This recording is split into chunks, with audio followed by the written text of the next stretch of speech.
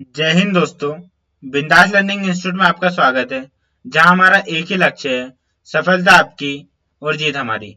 दोस्तों, हमने पॉलिटी की पीवाईक्यू प्लस एमसीक्यू सीरीज चालू की थी, जिसमें हम लगभग 9 से 10 क्लास कंप्लीट कर चुके हैं, जिनमें हमने राष्ट्रपति, उपराष्ट्रपति,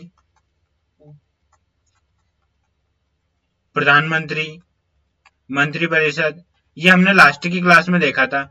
इससे पहले हम fundamental right, fundamental duties, DPSP, उसके अलावा 1773 रेगुलेटिंग एक्ट से लेकर 1947 से भारत शासन अधिनियम तक सारा कंप्लीट कर चुके हैं।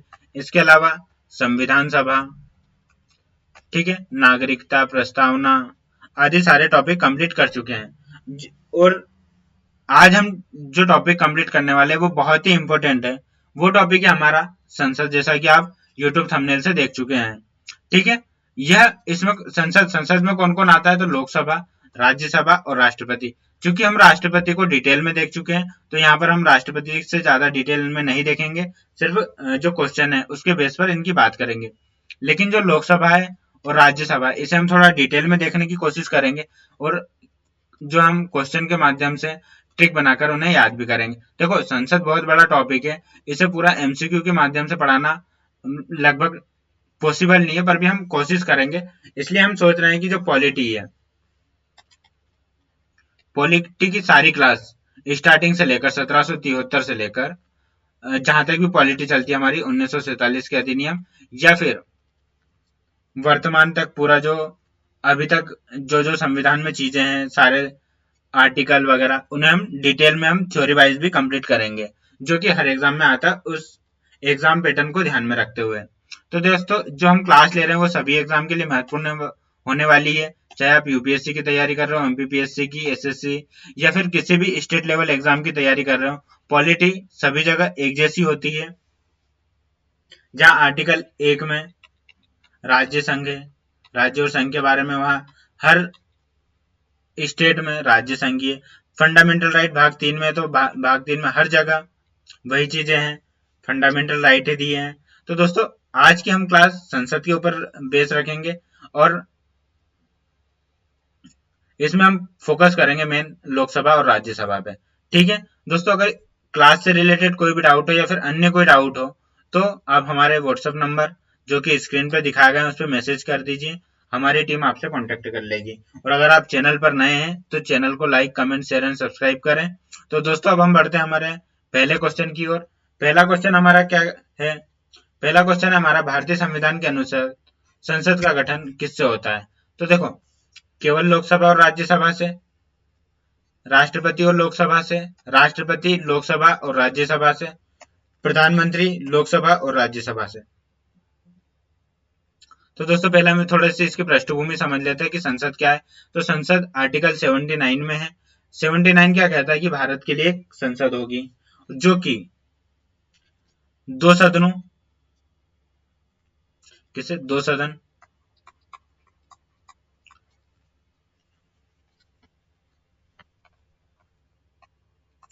दो सदन से मिलकर बनेगी। कौन कौन से? उच्च सदन प्लस निम्न सदन, या उच्च सदन का मतलब राज्यसभा से है,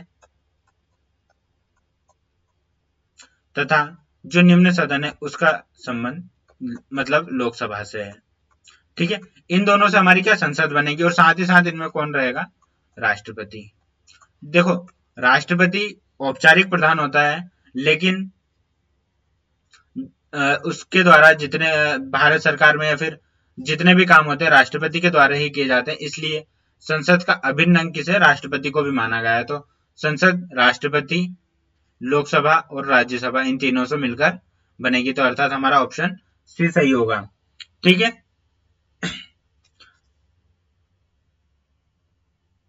देखो, राष्ट्रपति क्या किसी भी सदन के सदस्य तो नहीं होते हैं, हम इसकी थोड़ी डिटेल देख रहे हैं। पहले क्या, राष्ट्रपति अभिन्न अंग होता है। राष्ट्रपति, जैसा कि हमें पता है, किसी भी सदन का सदस्य नहीं होता है। राष्ट्रपति सिर्फ सत्र बुलाते हैं, उनको स्थगित करते हैं, यहाँ तक कि, ठीक है, स्थगित करते हैं। उसके अलावा लोकसभा को भंग भी कर सकते हैं। ठीक है, तो ये जो प्रक्रिया है इसमें राष्ट्रपति महत्वपूर्ण भूमिका निभाते हैं, इसलिए ये राष्ट्रपति को संसद का अंग माना गया है। अब हम आते हैं हमारे दूसरे क्वेश्चन पर। दूसरा क्वेश्चन हमारा क्या कहता है कि राज्यसभा को संविधान में किस नाम से संबोधित किया गया है? राज्यों की परिषद, राज्यों की संसद, संघ परिषद या फिर उच्च सदन? क्या कहा गया है? तो राज्यसभा को संविधान में हम राज्यों की परिषद कहा गया है। इसका अन्य नाम उच्च सदन है, याद रखना। अन्य नाम उच्च सदन हो सकता है, लेकिन जो संविधान में वर्णित क्या है, संविधान में से राज्यों की परिषद कहा गया है, जो कि आर्टिकल 80 में कहा गया है। कौन से? आर्टिकल 80 में जो है राज्यसभा को क्या, काउंसिल ऑफ स्टेट,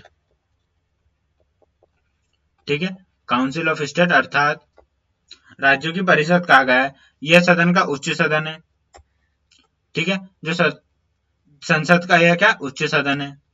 ठीक है, राज्यसभा राज्यों और केंद्र शासित जो प्रदेश है, किन किन का, राज्य और केंद्र शासित प्रदेश,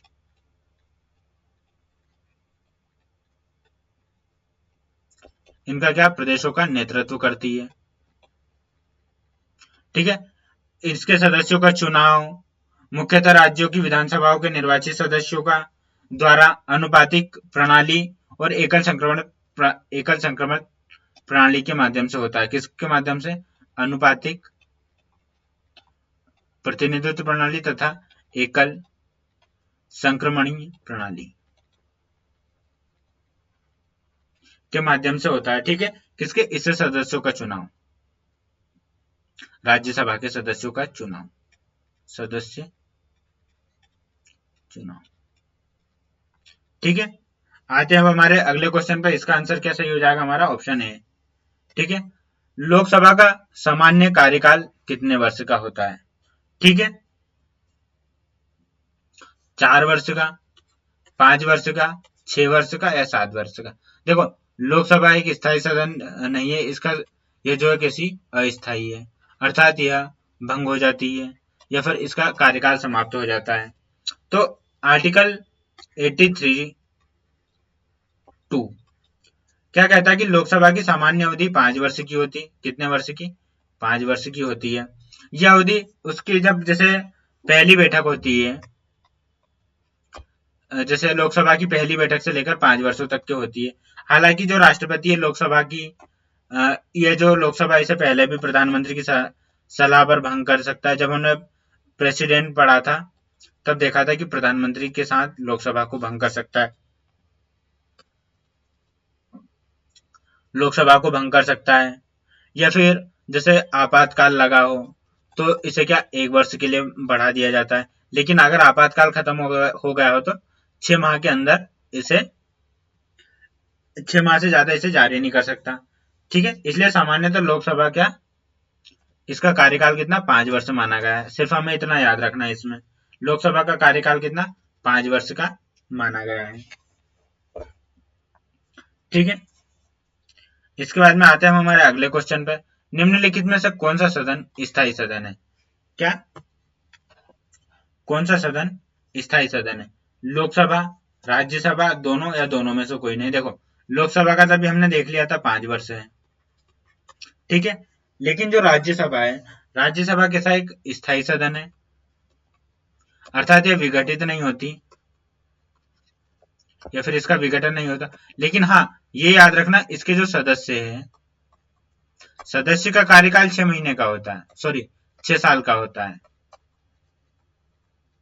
ठीक है, प्रत्येक 1/3 सदस्य प्रति वर्ष इसमें क्या, इनका कार्यकाल पूरा होता है 1/3 सदस्यों का। ठीक है, तो इसका हमारा क्या आंसर सही हो जाएगा? इसका हमारा सही उत्तर हो जाएगा राज्यसभा। ठीक है, ये आप कंफर्म कर लीजिएगा, थोड़ा डाउट है। बाकी चलो मैं अभी आगे और बता दूंगा अगर याद आता है तो।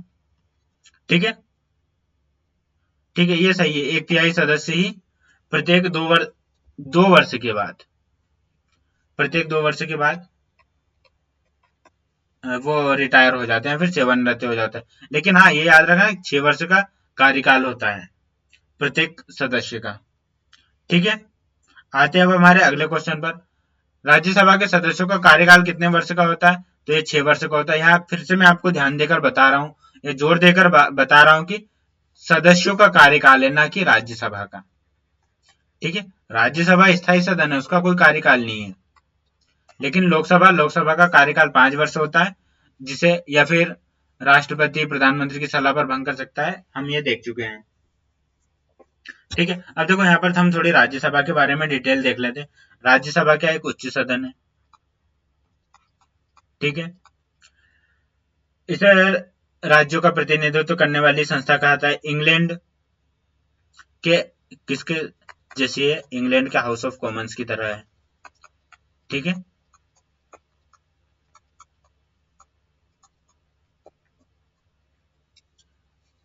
हाउस ऑफ लॉर्ड्स की तरह ही एक स्थायी सदन, कॉमन्स नहीं लॉर्ड्स है। ठीक है, संविधान के अनुच्छेद 80 में, आर्टिकल 80 में इसके बारे में वर्णन किया गया है। 80 के अनुसार राज्यसभा का गठन, आर्टिकल 80 क्या कहता है मैं वो बता रहा हूँ। आर्टिकल 80 कहता है कि अनुच्छेद 180 के अनुसार राज्यसभा का गठन 250 सदस्यों द्वारा होगा, जिनमें से 12 सदस्य राष्ट्रपति द्वारा मनोनीत होंगे। कितने सदस्य? 250 सदस्य। इनमें से ही कितने? 12 सदस्य, मतलब कि मान लो 238 सदस्य और 12 सदस्य राष्ट्रपति प्रेसिडेंट द्वारा मनोनीत। ठीक है, ये वे सदस्य होते हैं जो राष्ट्रपति निर्वाचित करता है, जो साहित्य, विज्ञान, कला और समाज सेवा के संबंध में अच्छी खासी जानकारी तथा उनका व्यावहारिक अनुभव रखते हैं।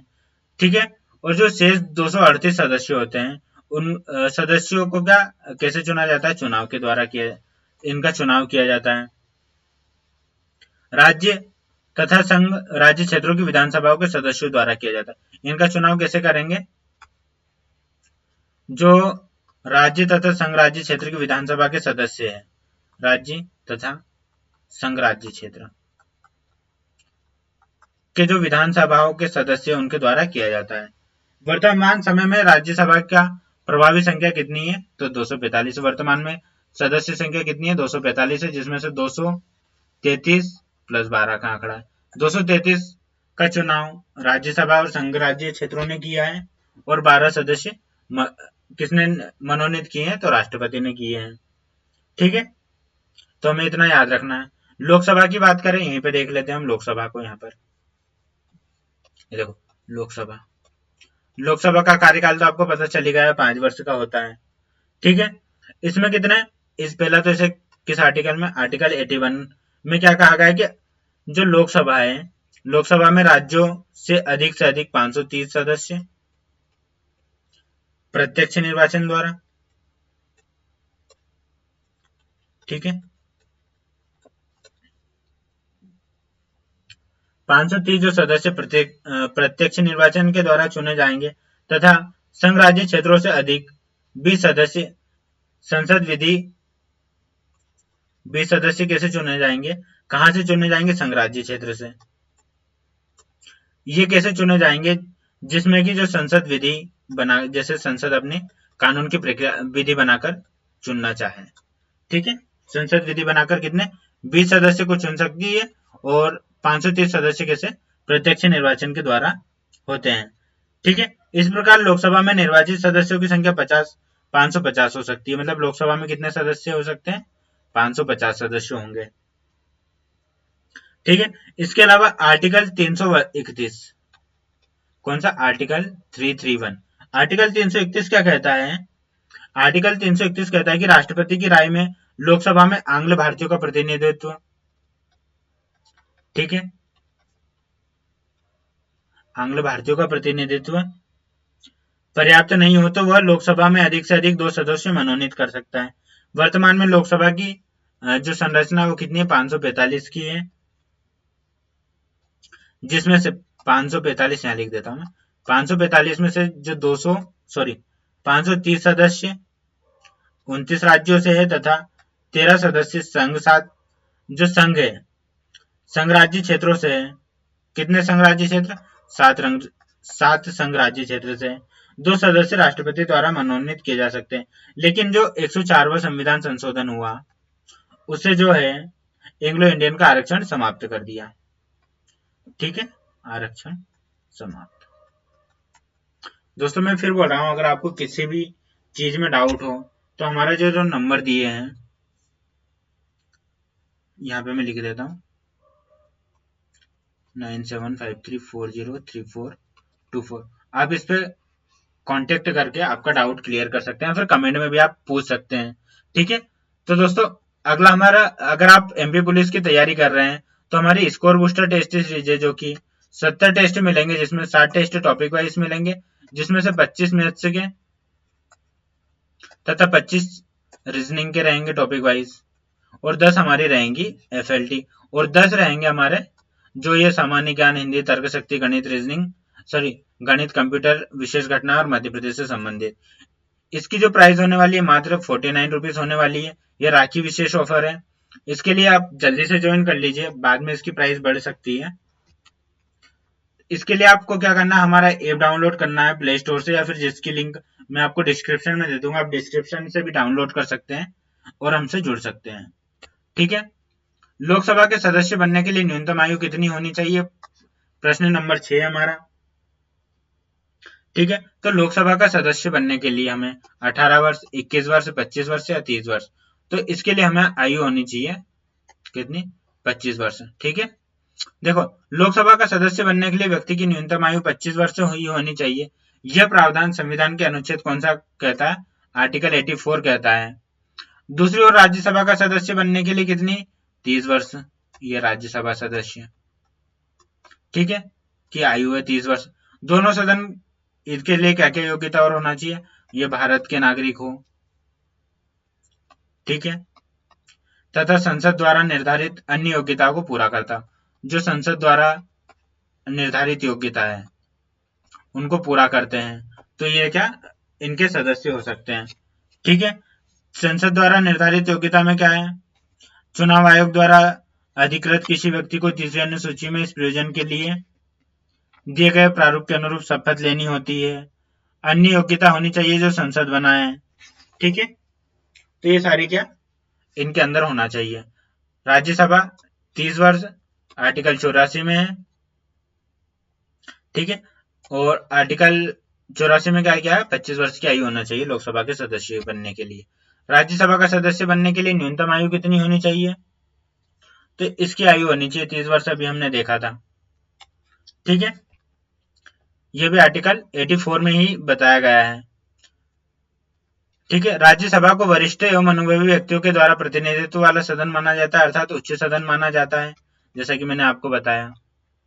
ठीक है, आते हैं हमारे अगले क्वेश्चन में। संसद के दोनों सदनों की संयुक्त बैठक की अध्यक्षता कौन करता है। ठीक है, राष्ट्रपति करता है, उपराष्ट्रपति, लोकसभा अध्यक्ष या राज्यसभा का अध्यक्ष। ठीक है, देखो संयुक्त बैठक का प्रावधान पहले तो हमने देखा था जब राष्ट्रपति पढ़ा था, तो 108 में 108 क्या कहता है कि जो राष्ट्रपति दोनों सदनों की संयुक्त बैठक को बुला सकता है, क्या है, बुलाता है या फिर बुला सकता है। ठीक है, ये किस में कहा गया, 108 में कहा गया। लेकिन जो इसकी अध्यक्षता है, इसकी अध्यक्षता राष्ट्रपति ना करते हुए लोकसभा के अध्यक्ष ही करते हैं। ठीक है, यदि लोकसभा का अध्यक्ष उपस्थित नहीं है तो उस समय में कौन करेगा, उपाध्यक्ष करेगा। ठीक है, अगर उपाध्यक्ष भी नहीं है तो कौन, अन्य निर्धारित व्यक्ति जो भी निर्धारित करेंगे वो करेंगे। लेकिन याद रखना इसकी जो अध्यक्षता है राज्यसभा का सभापति नहीं करता है। राज्यसभा का उपसभापति कर लेगा लेकिन राज्यसभा का सभापति नहीं करेगा। क्यों, क्योंकि वह उपराष्ट्रपति भी होता है। आप मुझे कमेंट में बताइए कि उपराष्ट्रपति को का पद राज्यसभा का सभापति के रूप में किस आर्टिकल में है। ठीक है, मैं आपको बता देता हूँ 63 से हमारा उपराष्ट्रपति चालू हो जाता है। कल हमने आर्टिकल याद किए थे लास्ट क्लास में। ठीक है, आते हम हमारे अगले क्वेश्चन पर। निम्न में से किस विधेयक के संबंध में संसद की संयुक्त बैठक नहीं बुलाई जा सकती, साधारण विधेयक में, वित्त विधेयक में, धन विधेयक या सामान्य विधेयक। ठीक है, तो देखो दोस्तों जो है साधारण विधेयक, वित्त विधेयक तथा सामान्य विधेयक में संसद की संयुक्त बैठक बुलाई जा सकती है, लेकिन धन विधेयक के संबंध में यह बैठक नहीं बुलाई जा सकती। ठीक है, संयुक्त बैठक मैंने भी आपको बताया था किस आर्टिकल में, 108 में। लेकिन धन विधेयक के संबंध में संयुक्त बैठक क्यों नहीं बुलाई जा सकती? धन विधेयक का मामले में लोकसभा को विशेष अधिकार प्राप्त है। ठीक है, किसको? लोकसभा को अधिकार ज्यादा प्राप्त है धन विधेयक में। अभी हम आगे इसको भी और भी डिटेल में आता जाएगा जैसा जैसे करते रहेंगे। ठीक है, राज्यसभा धन विधेयक को अस्वीकार नहीं कर सकती है, उसमें केवल सिफारिश कर सकती है। और इसके पास जो राज्यसभा है उसके पास जो धन विधेयक है कितने दिनों तक? अधिक से अधिक 14 दिन तक रह सकता है, अपने पास रख सकती है। ठीक है, और जब कोई सा ऐसा विधेयक हो जाता है जैसे साधारण विधेयक, वित्तीय विधेयक, सामान्य विधेयक, इनमें क्या होता है कि इनके बीच में कोई सी ऐसी गतिविधि या लोकसभा और राज्यसभा में ऐसा हो जाता है कि इन दोनों के बीच गतिरोध उत्पन्न हो जाता है, मतलब अशांति वगैरह हो जाती है, तब क्या? संयुक्त बैठक होती है। लेकिन चूंकि यहाँ पर धन विधेयक का सारा पावर किसके? लोकसभा के हाथों में, इसलिए यहाँ पर गतिरोध वाली स्थिति उत्पन्न होती नहीं है और यहाँ पर क्या? संयुक्त बैठक का प्रावधान नहीं है। अगला हमारा क्वेश्चन है, धन विधेयक के संबंध में अंतिम निर्णय कि वह धन विधेयक है या नहीं कौन करता है? तो राष्ट्रपति, प्रधानमंत्री, राज्यसभा के सभापति या फिर लोकसभा के अध्यक्ष। ठीक है, तो दोस्तों जैसा कि हमने देखा था, अभी देखा था धन विधेयक, कोई सा विधेयक धन विधेयक माना जाए या नहीं माना जाए, इसका निर्णय कौन? लोकसभा अध्यक्ष ही करेंगे। संविधान का आर्टिकल 110 क्या कहता है? धन विधेयक की परिभाषा देता है। ठीक है, धन विधेयक की परिभाषा देखो, हम ऐसे परिभाषा इसे कैसे याद कर सकते थे? अगर हमारे पास बचपन में 10 रुपए भी आ जाते तो हमारे पास क्या धन, बहुत ज्यादा धन हो जाता था। आजकल तो 10 रुपए की उतनी वैल्यू है नहीं, लेकिन बचपन में 10 रुपए भी अगर हमारे पास आ जाते थे तो वो हमारे लिए क्या बहुत ही बड़ा धन होता था। तो 110 में धन विधेयक की परिभाषा है, ऐसा हम याद कर सकते हैं। धन विधेयक केवल लोकसभा में प्रस्तुत किया जा सकता है। कहाँ प्रस्तुत होगा? लोकसभा में ही प्रस्तुत किया जा सकता है, और इसे प्रस्तुत करने के लिए राष्ट्रपति पहले ही अनुमति लेनी रहती है, राष्ट्रपति की अनुशंसा पर। ठीक है, लोकसभा अध्यक्ष यह प्रमाणित करते हैं कि कोई विधेयक धन विधेयक है या नहीं। लोकसभा का जो अध्यक्ष है वही यह करता है कि कौन सा विधेयक धन विधेयक है या नहीं है। यह प्रमाण संसद को विधायी प्रक्रिया में, क्योंकि धन विधेयक पर राज्यसभा की शक्तियां सीमित होती है। ठीक है, राज्यसभा की शक्ति क्या सीमित होती है? किस पे? धन विधेयक पर। अगला हमारा क्वेश्चन है, इससे पहले दोस्तों हमारी एमपीपीएससी प्रीलिम्स की स्कोर बूस्टर टेस्ट सीरीज चल रही है, जिसमें आपको टोटल 55 टेस्ट मिलेंगे। 30 टेस्ट रहेंगे आपके टॉपिक वाइज, 10 रहेंगे आपके यूनिट वाइज तथा 15 रहेगी एफएलटी। इसकी प्राइस होने वाली है मात्र 39 रुपीज। ये जो हमारी टेस्ट सीरीज है इसमें हम पूरा एमपीपीएससी सिलेबस पर आधारित है, उसके अलावा एमपीपीएससी पैटर्न पर आधारित है। इसकी अभी एक राखी विशेष ऑफर में मिल रही है 39 रुपीज में, तो ज्यादा देर ना करते हुए अभी इनरोल करें हमारे ऐप पे डाउनलोड करके इसे। आते हैं हमारे अगले क्वेश्चन पर, धन विधेयक को राज्यसभा कितने दिनों तक अपने पास रख सकती है? तो अधिकतम यह 14 दिनों तक अपने पास रख सकती है। देखो, धन विधेयक लोकसभा द्वारा पारित हो गया, पहले तो हमें पता चली गया कि धन विधेयक कहाँ पेश होता है? लोकसभा में पेश होता है, और लोकसभा द्वारा पारित हो जाता है तो फिर फॉर्मेलिटी के लिए किसके पास? राज्यसभा के पास भेजा जाता है। राज्यसभा इस पर क्या 14 दिन तक अपने पास रख सकती है, इसमें क्या संशोधन नहीं कर सकती। ठीक है, उसके अलावा सिफारिश कर सकती है, सिफारिश करने के बाद वो वापस लोकसभा को भेज देगी। लोकसभा का मन हुआ तो इस सिफारिश को स्वीकार करेंगे या फिर अस्वीकार कर सकते हैं, स्वीकार या फिर अस्वीकार। ये सारा धन विधेयक के संबंध में सारी शक्ति किससे? लोकसभा को है। ठीक है, इतना हमें याद रखना है। और अगर ये 14 दिन के अंदर वापस नहीं भेजती है तो क्या माना जाएगा? ये धन विधेयक पास माना जाएगा। आते हैं हमारे अगले क्वेश्चन पे, संसद में बजट को संविधान में किस नाम से जाना जाता है? ठीक है, वार्षिक वित्तीय विवरण, वार्षिक बजट रिपोर्ट, वित्तीय विधेयक या फिर राजकोषीय विवरण। ठीक है, तो देखो भारतीय संविधान का आर्टिकल 112 क्या कहता है? आर्टिकल 112 कहता है केंद्रीय बजट को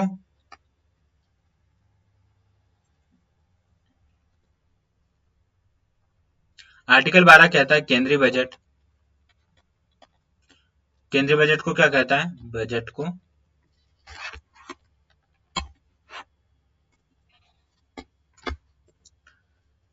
केंद्रीय बजट को यह वार्षिक वित्तीय विवरण, ये किसमें कहा गया है? यह आर्टिकल 12 में कहा गया है।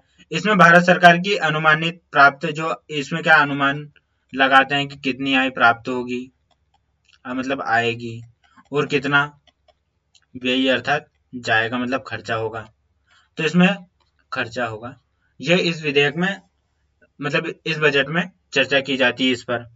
ठीक है, इसमें जो सरकार है आने वाले वित्तीय वर्ष की आय और व्यय संबंधी योजनाएं बनाती है, संसद बजट पर चर्चा करती है, विभिन्न अनुदानों की स्वीकृति देती है। ठीक है, इसलिए बजट केवल सरकार का दस्तावेज नहीं है, यह बजट को क्या, सरकार का दस्तावेज नहीं है, बल्कि संसदीय वित्तीय प्रणाली नियंत्रण का महत्वपूर्ण साधन है। आप मुझे कमेंट में बताइए कि सबसे पहला बजट कब और किसने पेश किया था। ठीक है, संसद में प्रश्नकाल का मुख्य उद्देश्य क्या है? तो विधेयक पारित करना, न्यायपालिका पर नियंत्रण रखना, सरकार से प्रश्न पूछकर उत्तरदायित्व सुनिश्चित करना। ठीक है, ठीक है, तो देखो दोस्तों,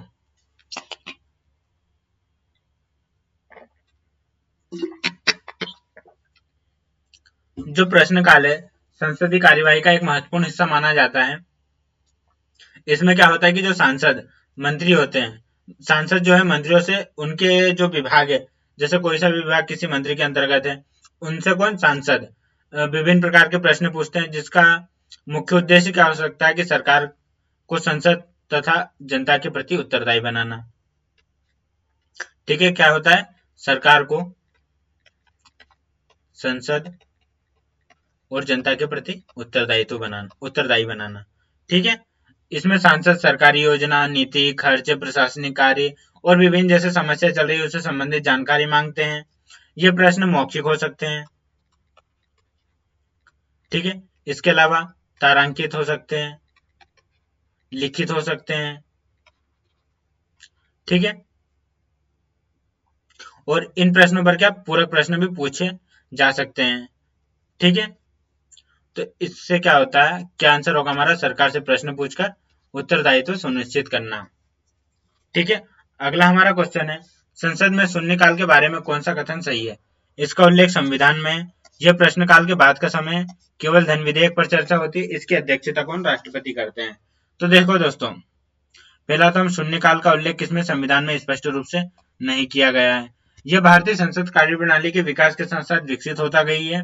उसके अलावा सामान्य प्रश्नकाल समाप्त होने के बाद सांसद, प्रश्नकाल समाप्त हो गया, ठीक है, उसके बाद में कौन, सांसद जो है तत्काल महत्व के मुद्दे उठाते हैं। जैसे जो मुद्दा चल रहा है उसका मुद्दा उठाएंगे, तो उसे क्या ही संसद में शून्यकाल के बारे में जो मुद्दा उठाएंगे, उठाते हैं, इसी कारण इसे शून्यकाल कहा जाता है। ठीक है, इसी कारण इसे क्या, शून्यकाल कहा जाता है। इसमें ऐसे विषय उठाए जाते हैं जिन पर तत्काल सरकार का ध्यान आकर्षित करना हो। जैसे अभी मुद्दा चल रहा था सीजेपी वाला, तो वो जो मुद्दे उठाए जा रहे थे बार बार, तो वो कौन सा है, शून्य वाला काल है। ठीक है, आते हैं हम हमारे अगले क्वेश्चन पर। दोस्तों, अगर आप यूजीसी नेट ज्योग्राफी और यूजीसी नेट पॉलिटी की तैयारी कर रहे हैं तो हमारी स्कोर बूस्टर टेस्ट सीरीज है, जिसमें आपको 30 टेस्ट मिलेंगे मात्र 21 रुपए में। ठीक है, इसके लिए आप हमारे बिंदास लर्निंग ऐप को डाउनलोड करके उसे एनरोल कर लीजिए। इसमें आपको 18 टेस्ट मिलेंगे टॉपिक वाइज या फिर यूनिट वाइज, और 12 मिलेंगी आपको एफएलटी। ये जो टेस्ट है आपको टाइम से अपलोड हो जाएंगे, उसके बाद में आप किसी भी समय आप दे सकते हैं टेस्ट। राज्यसभा के प्रधान सभापति कौन होता है? तो हम सभी को पता है कि राष्ट्रपति, प्रधानमंत्री, उपराष्ट्रपति या फिर लोकसभा अध्यक्ष। तो कौन होता है? उपराष्ट्रपति। ठीक है, आते हैं हमारे अगले क्वेश्चन पर। लोकसभा अध्यक्ष का चुनाव कौन करता है? तो मैंने कल जैसे हमारी राष्ट्रपति की क्लास हुई थी जब बताया था कि लोकसभा अध्यक्ष का चुनाव कौन करता है? लोकसभा के सदस्य। राष्ट्रपति का चुनाव कैसे होता है? एकल संक्रमणी मत प्रणाली से। प्रधानमंत्री जनता द्वारा। ठीक है, राज्यसभा के सदस्य कैसे चुने जाते हैं? अभी मैंने पहले बताया था, उसे आप बताइए कैसे चुने जाते हैं। अभी थोड़ी देर पहले ही मैंने ये बताया था। संसद के किसी सदन में बैठक के लिए गणपूर्ति कुल सदस्यों की कितनी होनी चाहिए या फिर कितनी होती है? 1/5, 1/10, 1/3 या फिर 1/2। तो देखो दोस्तों, संसद के किसी भी सदन में बैठक के लिए कुल सदस्यों की संख्या का 10वां भाग यानी 1/10 गणपूर्ति के रूप में आवश्यक होता है। इसका उल्लेख हमारे संविधान के किस आर्टिकल में? आर्टिकल 100 में है। देखो 10 में 10 का इंटू किया तो 100, तो 100 में क्या बैठक का गणपूर्ति है, तो 100 का 10% याद कर लो, तो 10 हमें गणपूर्ति रहती है। जैसे हम किसी सदन में कुल संख्या कितनी है, 500 मान ली जाए, तो कम से कम 50 सदस्य उसमें उपस्थित होने चाहिए। ठीक है, यदि गणपूर्ति पूरी नहीं होती है तो सदन की कार्यवाही स्थगित हो सकती है या फिर उसे निलंबित किया जा सकता है। इसका जो उद्देश्य क्या होता है, प्रमुख उद्देश्य यह सुनिश्चित करना होता है कि संसद का कार्य अत्यंत कम सदस्यों की उपस्थिति में न चले, अर्थात कम सदस्य की उपस्थिति में संसद का कार्य नहीं होना चाहिए, यह इसका उद्देश्य है। दोस्तों, अगर आप ऐसे ही ए से जेड तक वोकेब याद करना चाहते हैं तो हमारा जो इंस्टाग्राम चैनल है उस पर 80 वोकेब डेली ए से चालू हो चुकी है, हम डी या ई तक पहुंच गए, तो ऐसे ही आप 80 वोकेब या फिर अन्य इंफॉर्मेशन वो हमसे जुड़कर प्राप्त कर सकते हैं। इसके लिए आप इंस्टा आईडी फॉलो कर लीजिए जो कि बिंदास लर्निंग इंस्टीट्यूट के नाम से ही है। ठीक है, संसद के किसी सदस्य को सदन में बोलने के दौरान किस आधार पर संरक्षण प्राप्त होता है? केवल प्रधानमंत्री की अनुमति से, संसद के विशेष अधिकार के आधार पर, न्यायपालिका के आदेश से या फिर राष्ट्रपति की अनुमति से। तो दोस्तों देखो, संसद के सदस्य है उनको सदन में बोलने और अपने विचार व्यक्त करने से संबंधित संसदीय विशेषाधिकार प्राप्त है, ये तो सभी को पता है। संविधान का अनुच्छेद कौन सा?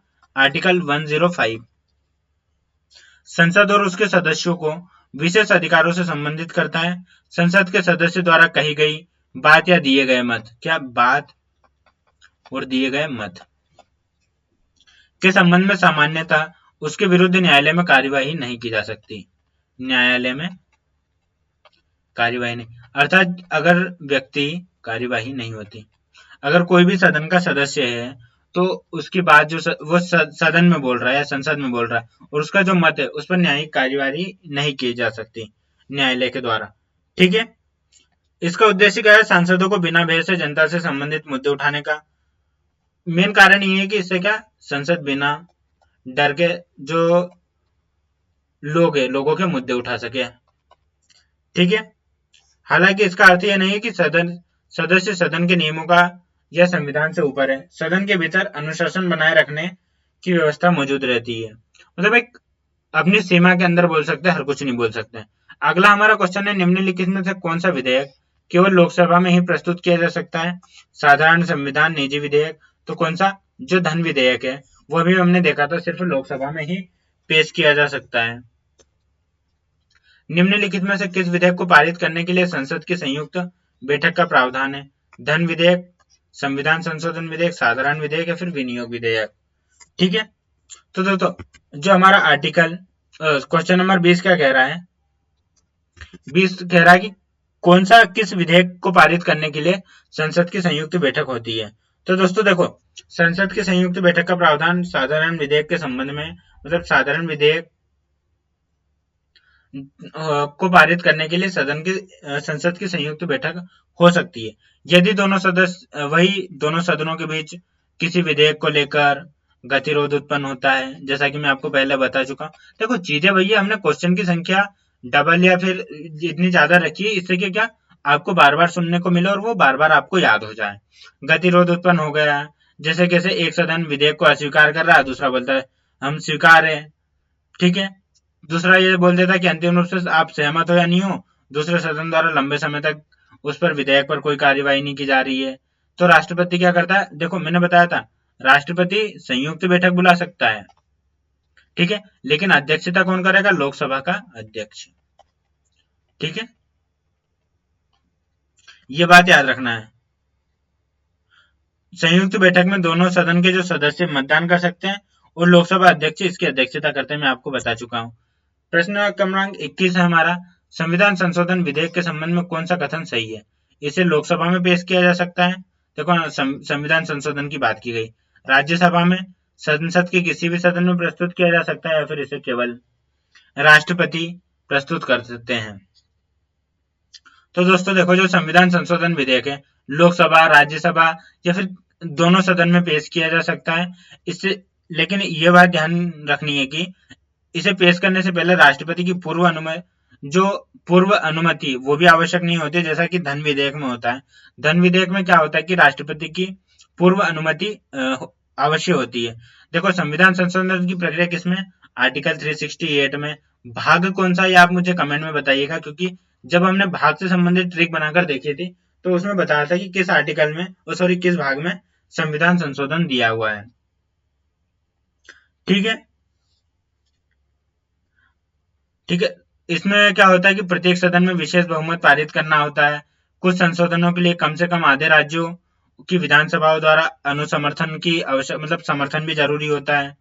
और एक महत्वपूर्ण तथ्य यह भी है इसके संदर्भ में कि संविधान संशोधन विधेयक संसद की संयुक्त बैठक का प्रावधान नहीं है। ठीक है, इसमें क्या संयुक्त बैठक का प्रावधान नहीं है। आते हमारे अगले क्वेश्चन पर, लोकसभा में अविश्वास प्रस्ताव किसके विरुद्ध लाया जा सकता है? तो राष्ट्रपति, राज्यसभा, मंत्रिपरिषद या सर्वोच्च न्यायालय के तहत। तो किसके तहत लाया जा सकता है? देखो, राष्ट्रपति पर महाभियोग लगता है। ठीक है, सर्वोच्च न्यायालय जब हम पढ़ेंगे तो उसमें मैं आपको बताऊंगा, इस पे भी सेम प्रक्रिया होती है। लेकिन जो हमारी मंत्रिपरिषद है, मंत्रिपरिषद को क्या अविश्वास प्रस्ताव पर हटाया जा सकता है। ठीक है, किस आधार पर, मतलब इसका जो आधार है वो क्या रहता है कि भारतीय संसद की जो शासन प्रणाली है उसमें मंत्रिपरिषद सामूहिक रूप से किसके प्रति जिम्मेदार होती है? लोकसभा के प्रति जिम्मेदार होती है। ठीक है, मैंने कमेंट में बताया है, कल जब राष्ट्रपति पढ़ा था तो उसमें मैंने बताया था, कल हमने मंत्रिपरिषद पढ़ी थी तब उसमें मैंने बताया था कि सामूहिक रूप से लोकसभा के प्रति और व्यक्तिगत रूप से राष्ट्रपति के प्रति उत्तरदायी होती है। आप मुझे कमेंट में बताइए कि किस आर्टिकल में सामूहिक रूप से है और किस आर्टिकल में व्यक्तिगत रूप से है, और मैंने इसे क्या ट्रिक के माध्यम से बताया भी था। ठीक है, आते हैं हमारे अगले क्वेश्चन में। संसद की संयुक्त बैठक के संबंध में निम्न में से कौन सा कथन गलत है? देखो दोस्तों, हमें क्वेश्चन ध्यान से पढ़ना है। यहाँ पर गलत पूछा गया है, इसे राष्ट्रपति बुला सकता है, इसकी अध्यक्षता लोकसभा अध्यक्ष करते हैं, संविधान संशोधन विधेयक पर यह बुलाई जा सकती है, साधारण विधेयक के गतिरोध में यह बुलाई जा सकती है। तो यह बिल्कुल सही है। अध्यक्षता जो लोकसभा अध्यक्ष ही करते हैं, बुलाता कौन है? राष्ट्रपति। ये तीनों बुलाते हैं। और अभी थोड़ी देर पहले हमने देखा था कि संविधान संशोधन विधेयक पर यह बैठक नहीं बुलाई जा सकती, अर्थात ये वाला ऑप्शन हमारा गलत होगा। अगला क्वेश्चन हमारा, संसद के दोनों सदनों की संयुक्त बैठक का प्रावधान किस आर्टिकल में? तो 108 में। 110 में क्या हमारा धन विधेयक है। ठीक है, आर्टिकल 100 में क्या है आप मुझे अभी कमेंट में बताइए, मैंने थोड़ी देर पहले ही बताया था। ऐसा कमेंट करने से क्या है, फिर आपको ध्यान रखने से बार बार प्रैक्टिस होती रहेगी और आपकी मेमोरी में चीजें जाती रहेंगी, इसलिए आप कमेंट करके जरूर बताइए। अगर आपको नहीं पता है तो आप सर्च करिए, फिर देख के बताइए। अगला हमारा क्वेश्चन है, राज्यसभा संसद को राज्य सूची के किसी विषय पर कानून बनाने की अनुमति किस बहुमत से दे सकती है? साधारण बहुमत के आधार पर, कुल सदस्य संख्या का बहुमत, उपस्थित और मतदान करने वाले संसद का 2/3 बहुमत, सदस्यों का 2/3 बहुमत, या फिर कुल सदस्य संख्या का 2/3 बहुमत। क्या ऑप्शन? तो इसमें क्या होता है, उपस्थित और मतदान जो करने वाले हैं सदस्य, उनकी संख्या का, सदस्यों का 2/3 बहुमत। संविधान का आर्टिकल कौन सा? 249 क्या कहता है? 249 कहता है कि राज्यसभा यदि यह घोषित करती है कि राष्ट्रीय हित में संसद की राज्य सूची में किसी विषय पर कानून बनाना है। ठीक है, राज्य सूची के किसी विषय पर कानून। ठीक है, कानून बनाना हो आवश्यक है तो संसद उस विषय पर कानून बना सकती है। कानून कौन बनाएगी? संसद बनाएगी। ठीक है, इसके लिए राज्यसभा में उपस्थित और मतदान करने वाले सदस्यों का कितना? 2/3 बहुमत की आवश्यकता होती है, फिर प्रस्ताव पारित होना चाहिए। यह राज्यसभा को एक विशेष शक्ति देता है। सामान्यतः राज्य सूची के विषयों पर कानून बनाने का अधिकार राज्यों का ही होता है, लेकिन राष्ट्रीय हित जैसी जो टॉपिक है, राष्ट्रीय हित, ऐसे टॉपिक में कौन? आर्टिकल 249 के तहत संसद कानून बनाती है। अगला हमारा क्वेश्चन है, राज्यसभा के बारे में निम्नलिखित कथनों पर या फिर निम्नलिखित में से कौन सी विशेष शक्ति है? सरकार के विरुद्ध अविश्वास प्रस्ताव करना, राज्य सूची के विषय पर राष्ट्रीय हित में संसद को कानून बनाने की अनुमति देना, धन विधेयक को अंतिम रूप देना या फिर लोकसभा को भंग करना। तो दोस्तों देखो, राज्यसभा के बारे में निम्नलिखित में से कौन सी विशेष शक्ति है? तो ये राज्यसभा क्या राज्य सूची के विषय पर राष्ट्रीय हित में संसद को कानून बनाने की अनुमति देती है। ठीक है, यह किस आर्टिकल में? आर्टिकल 249 में अभी हम देख चुके हैं। आते हैं हमारे अगले क्वेश्चन पर। संसद में कटौती प्रस्ताव मुख्यतः किससे संबंधित होता है? राष्ट्रपति का वेतन, अनुदान की मांग, संविधान संशोधन या फिर न्यायपालिका की नियुक्ति। ठीक है, पहले तो हम देखते हैं कि जो कटौती प्रस्ताव है ये क्या होता है? अनुदानों, सरकार की अनुदान की जो मांग है पर चर्चा के दौरान किसके द्वारा? विपक्ष या अन्य सदस्य के द्वारा प्रस्तुत किया जाता है। विपक्ष प्लस अन्य सदस्य द्वारा प्रस्तुत किया जाता है। इसके माध्यम से सदस्य किसी मंत्रालय या विभाग द्वारा जो मांगी गई राशि है उसमें कटौती का प्रस्ताव रखते हैं। कटौती सरकार की नीतियों और खर्चों पर संसदीय नियंत्रण का माध्यम है। ठीक है, क्या होता है कि जो सदस्य है प्रस्ताव लाएंगे तो प्रस्ताव में सदस्य क्या रहेंगे, क्या करेंगे? किसी मंत्रालय या विभाग के द्वारा जो मांगी गई राशि है, राशि मांगी जाती है सबकी अलग अलग, तो उसमें क्या कटौती का प्रस्ताव रखते हैं। यह भी 3 प्रकार की होती है कटौती। जब हम इसका पूरा थ्योरी पर पढ़ेंगे, जब हम इसे अच्छे से पढ़ेंगे। 3 प्रकार की कटौती कौन कौन सी होती है? एक तो नीति कटौती, मितव्ययिता कटौती, उसके बाद में सांकेतिक कटौती। ठीक है,